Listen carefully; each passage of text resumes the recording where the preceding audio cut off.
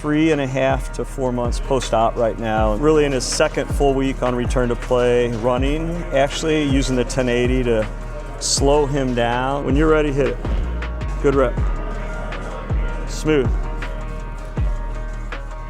That was your best rep too, by the way, but that was 13.33 in general. Even if he wasn't doing ACL rehab, resistance is something that we know really helps athletes to be able to accelerate better, learn how to use force. It's a natural teaching tool to get them into the positions that we want them to hit. But then when you go into a rehab situation where we're like, well, how do you simulate sprinting at a reduced intensity? Like, I can't do it. I'm just gonna be very upright, and it's more of a jog, stride, but I can't simulate the more horizontal aspect of the force application, the way that we strike the ground. Well, if I put some resistance on machine like 1080, then I can create the angle, I can create some strikes, but do it in a progressive manner, which is really fantastic. All right, let's just march in place in that. And go ahead and let's just have your hands up just to be aware. I just want you to, through a straight line, just a march in place. There you go, line it up, line up. You feel it right now? It's lined up. This resistance isn't for you to go against. It's just for you to be able to be more aware of where your hips are. Okay, so be a little bit taller on this. You don't need to lean forward as much. Water in the bucket. There you go, good. And then it's going forward. Just don't go forward, up and down, up and down, up and down. Okay, good, good. You just want to go. Let's hit an A run, but I want you to go kind of a progressively bigger range of motion. So I'll start clapping. We'll check your rhythm. Hold on.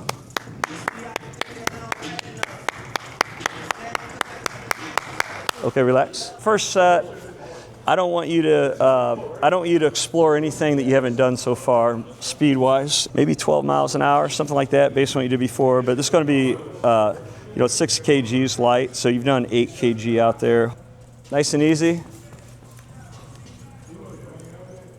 3.5 to 4 months post-op right now, and so we're just going through.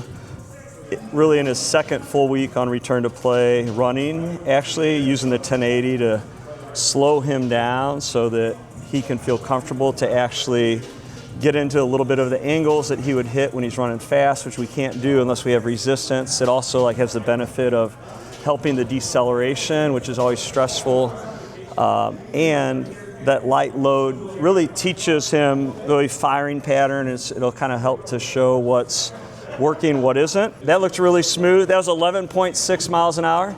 So we can kind of stay in that range if you want. You can go slightly more, but just stay smooth and bouncy going out, okay? Go ahead.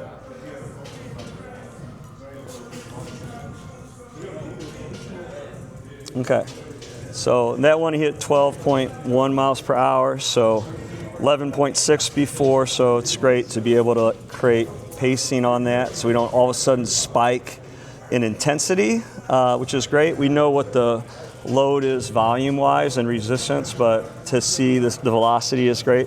Okay. On your first step, it's just a push. That first step back doesn't need to be it shouldn't be a hard strike, so. And then you'll start feeling a more active strike after that. So give yourself kind of 2 steps to build, push, and then start feeling a little bit bouncy. But so smooth, think push, and then start feeling a little bouncy. I know it's been 3 minutes and 30 seconds since he ran that rep, which is always helpful. And if we're running a bunch of guys through, we'll see each guy's rest interval, and then you kind of know. And we usually use, if he was sprinting hard, we usually use a 1 minute per 10 yard kind of rule of thumb on recovery, because these are all at a reduced intensity. He doesn't need that full recovery, he's just getting repetition, and I kind of like the idea of a little bit faster between them, because I think his body will remember the feel, and it gives him comfort level with how everything feels, as opposed to long rests, where each rep is exploring a new level. So left in front, okay, and then just same way, just so push, and then start to feel active, but we're not crushing the ground right now. We're being smooth, feeling a little bit of bounce. You're not running fast enough to crush it yet. Ready? Go ahead. Push out, push, push. There you go, now smooth. So he hit 12.79 on that, which is the highest, that's the highest velocity that we've seen so far, like in return to play. And but it's great to have that, because we can record all of that down and then plan what we're doing going forward, knowing that we got to gradually get those speeds up and up. When you're ready.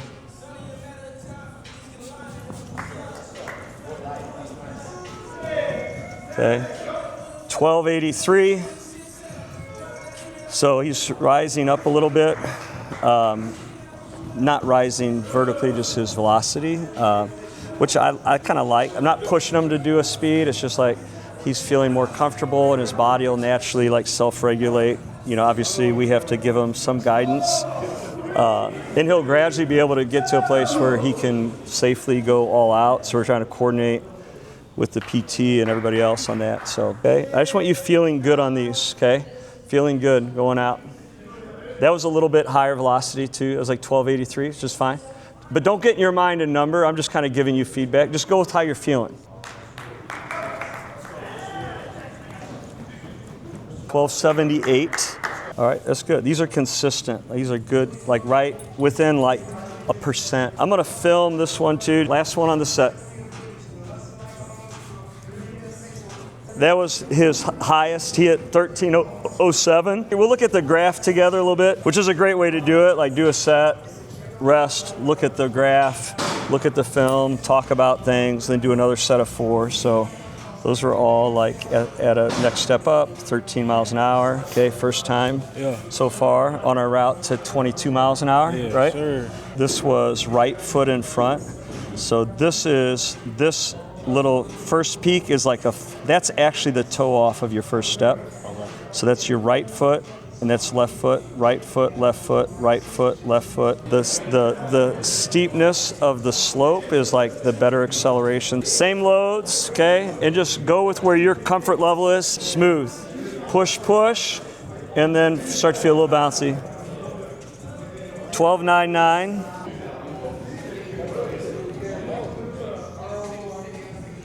You kind of started with a strike, like a drive and replace strategy, not a projection strategy. Okay. Be a little more patient with the ground on the first couple steps. Feel yourself push a little bit more through on the first 2. Okay, go ahead. Okay, that hit. He just hit his highest velocity, 13.18, and he definitely like used more of a push boundy strategy on that. Which, like when we look at the graph, we can actually see it on that too, because we can look at the toe off and the distance and compare.